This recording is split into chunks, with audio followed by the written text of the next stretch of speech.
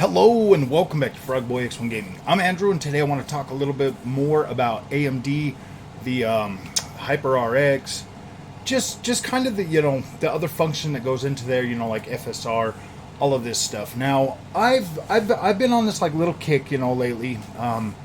That's kind of just been this like, yeah, AMD, kind of starting to sound more like a fanboy type deal, if you know what I mean. That was never the intention, and I don't want it to be misconstrued that I'm like some kind of hardcore AMD fanboy now. But I do want to talk about some of these software things. Now I've done some testing on a bunch more games today. I've downloaded some, for the last few days actually. That's why I've been kind of quiet on the scene, just putting up like gameplay videos, stuff like that. But I've been going through and I've been testing these, and I've been looking at like the overall image quality, like really testing this, looking for things like ghosting and stuff like that. I've got a Forspoken video uploading now, testing like the different versions of, not just HYPR-RX, but testing HYPR-RX with just regular RSR, and then with the fidelity, with FSR3 or FSR2 quality mode, and even balanced in there, and just kind of looking over the image quality of some of these games. I'm starting to wonder if FSR,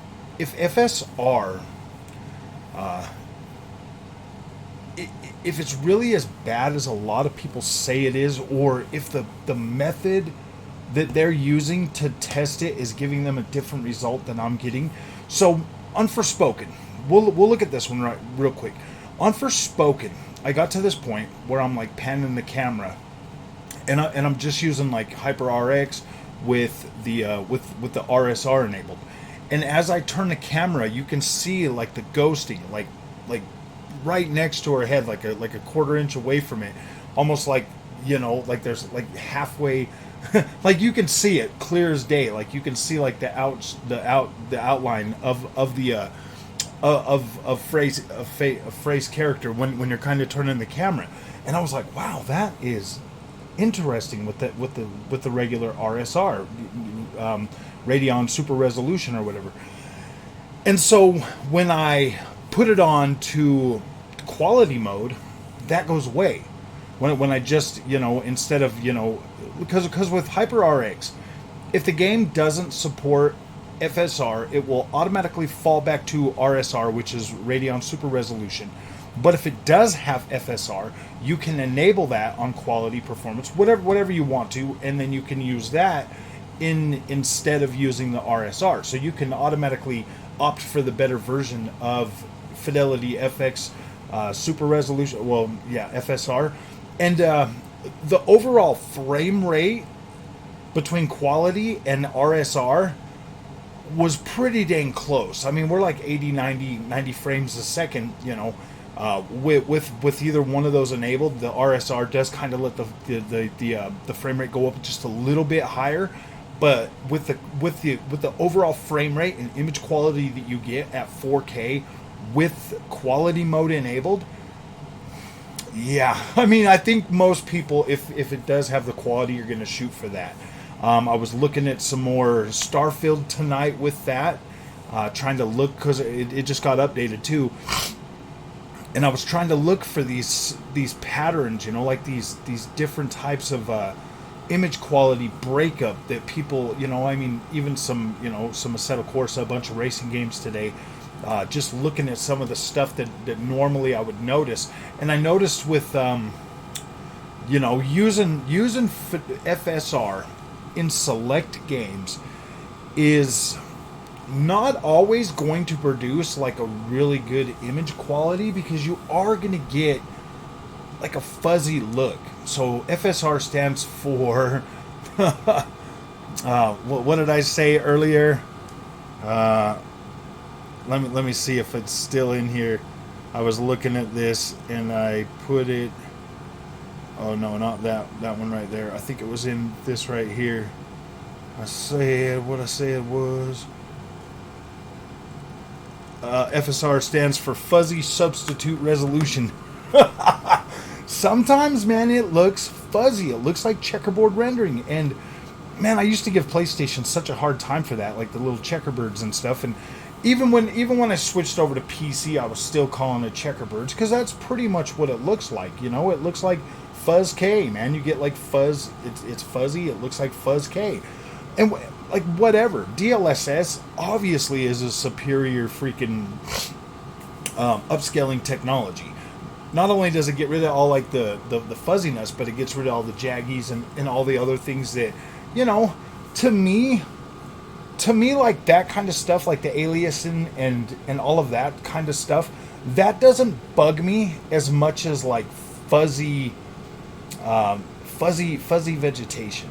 That's probably my main nitpick. That's probably why I don't really, when I see like a sign like flickering or something, or a fence or something like that, that doesn't normally bug me as much, or like straight lines kind of flickering, as much as like the vegetation. That's always been like my number one nitpick, is like fuzzy vegetation. You know, like when you're going through something and because that fuzz creates a blur. So like that blur, you know, it's like, I want that 4K resolution, but it looks blurry. But over the course of this generation, with a lot of the open world games that I like to play, because those are like my favorite games, I've noticed that, you know, like Assassin's Creed Valhalla, this was the first one I noticed it in on the Xbox Series X, and playing that game at 60 frames a second, because going from 30 frames a second the night before right over to 60 frames a second and having like comparable image quality right off the bat, I was like, whoa, this just feels good. I mean, like playing like that was my first experience with an open world game at 60 frames a second, and then just seeing like it glide across the screen as opposed to it just kind of stuttering, or not stuttering, but like, you know, well, micro stuttering or whatever. So I fell in love with the 60 frames a second at, you know, on my open world games, and a side effect of that was having to deal with fuzzy vegetation or blurry, softer looking, you know, vegetation, blurriness in the distance, stuff like that. And so as I've been playing those, I've kind of developed like this, yeah, you know what, man, I kind of actually like that softer look. So now is what I do in a lot of games is I'll go out of my way to like turn down sharpening and all of that stuff so that I can have a softer image quality. And that's probably one of the biggest reasons that I like the way Assassin's Creed Valhalla looked on the Xbox Series X more than I liked it on the PlayStation 5. The PlayStation 5 has this way of like over sharpening things or making things look sharper so they look crisper on the 4K screen. And that was the same result that I was getting with the Nvidia graphics card. So I was always kind of resorting back to my Xbox to kind of play that middle ground, to have that softer image quality. Anywhere that I could find a way to make it look softer on the Nvidia graphics card, I would do it. That's why, you know, I started playing mainly all of those games on the 1440p monitor and not really trying to go for the 4K TV anymore, because I was trying to move away from that sharp, crisp look that I would see in a lot of the games that I was playing. A lot of people like that, and most of the time when it comes to like image quality, man, it is so subjective. That's why when you listen to like, you know, like Digital Foundry or any of the other people that are talking about like image quality and stuff like that, you have to be careful. Like you have to be careful that you are not just adopting their overall perception of what a game should look like. You have to make sure and protect yourself from adopting what other people, what doesn't look good to them, because for the longest time I've been like, yeah, I mean, it looks sharp, but I don't really like that overall sharpness look on a lot of my games. It kind of just makes them look gamey. And then when I started seeing, you know, like softer, you know, like 1440p and like an open world game actually started looking good to me, I was like, wow, this doesn't look bad. And like, if you can go back and you can watch all my content, because I started this channel and I was like, yeah, I gotta have it sharp in 4K. and then you'll see as I've slowly changed, my tastes have kind of become my own now. They're not Digital Foundries, or they're not any other, or they're not anybody else's. That, like, they're my own. Like, I am gaining my very own sense of how I like my games to look. And 1440p, this monitor, helped me drastically to be able to learn exactly what I like and what I want out of my gaming experience. And so the little bit softer image that the 1440p monitor gives you, especially when you're downsampling like 4K or something else, the image quality looks more dense. And I've tried to explain that the best way I can, where if you get like a 4K image and it's like a over sharpening or something like that, like with the Nvidia graphics card, or with like the PlayStation 5 or something, and you see like this over sharpened look, that right there, if you put that same image on the 1440p monitor, it goes from like really sharp and crisp to a dense look with softer rounded edges, which I like that a lot more. I like the way that looks, as opposed to like turning everything up to like these super really crisp resolution textures and stuff. Man, I like the way that looks just a little bit better. To me, it's softer on the eyes, and I don't know. I just like the way it looks to me a little bit more. Some of the things I don't really like about FSR, because I mean, this is, like kind of calling out what I don't like about FSR in certain games like Call of Duty Modern Warfare. When I turned on FSR, you get this like really faint, like it's almost like a film grain mixed with like a little fuzzy look. And like you can see it like in the back of the gun and stuff when you're looking at that, and yeah, I don't really like that look. I don't like that pixelate. It kind of looks like it's like a pixelated film grain kind of look, and I was like, wait a minute, that doesn't look that good. Like, this is one of those games where like you want like the weapons to look crisp, but you want like the body, like the people's hands and faces and stuff like that to look, a little bit more softer, like with some nice subsurface scattering, a little bit of blur in there to make it look a little more realistic. Whereas like the weapons and stuff, you want those to look pristine and clean and all of that stuff. And I don't know, man. Like, some games, FSR really is not that good. And I've noticed that, like if you go down in the different shades of FSR, you get down into like performance and like ultra performance and stuff, and wow, man, the fuzziness on the vegetation gets even worse. So like when I'm playing on like the 4K screen now, because this is something that I was like, yeah, I'm not even going to try this on the 3080 anymore. I just don't like the over sharpened look that it was giving me. And I did play around with like the sharpening filters and stuff in the Nvidia in the Nvidia stuff, man, and I could never seem to get it to get rid of that in certain games. Whereas on this AMD card, I'm able to get that softer image that I like.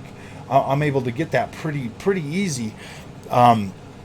So overall, when I'm playing now I'm actually like, yeah, dude, this looks a lot better on the 4K screen. Games like Horizon Zero Dawn, and some of the other games, like God of War, some of these other games that I've been playing on that and checking that out with this new graphics card. Being able to play Starfield at 4K, very nice. Right now I'm playing the Crew Motorfest. Playing, man, that game is awesome. I was playing that on the Fanatec today. I pulled the Fanatec out so that I could see if that works. I had a video go up, just a little bit before this one, obviously. So I'm finding ways to mitigate some of the issues that I have with FSR by either just completely turning it off or, turning down like sharpening. There's different ways to mitigate it, and I do kind of feel like some of it has to do with your monitor refresh rate as well. So my monitors, they have three different types of what's it called, response time. I got like fast, faster, and fastest or something, or normal, faster, normal, fast, and faster. There's three of them. So normal, I've noticed that if my game is like 60 frames a second, I put it on a normal, absolutely fine. If it's over that, up to 120, you put it on fast. If it's over 120, you put it on faster. And that there helps mitigate a lot of the FSR2 just by doing that. Just by doing that, gets rid of like ghosting, gets rid of like some of that blur. It holds the pitch, holds the image quality to better a little bit more. So this is a lot of the stuff that I've been like going into, and I've been deep diving and trying to like really put my mind to it and really figure this out, because man, as it sits with me with AMD, I kind of feel a little more at home, to be completely honest with you. I was doing like the Nvidia thing, man, and to me it was just like, in my head it was like, oh man, this is the best, it's got to be the best, whatever. And so going to AMD has helped me, has helped me be able to get back to enjoying my video games, whereas like with Nvidia, I wasn't doing that. And that's really disturbing that I was like allowing myself to continue to buy into a product that wasn't giving me like the perceive, because man, I don't like to go out and ask for help. I don't like to be like, hey man, can you show me how to use my graphics card, man? Like no, man, I'm not that kind of guy.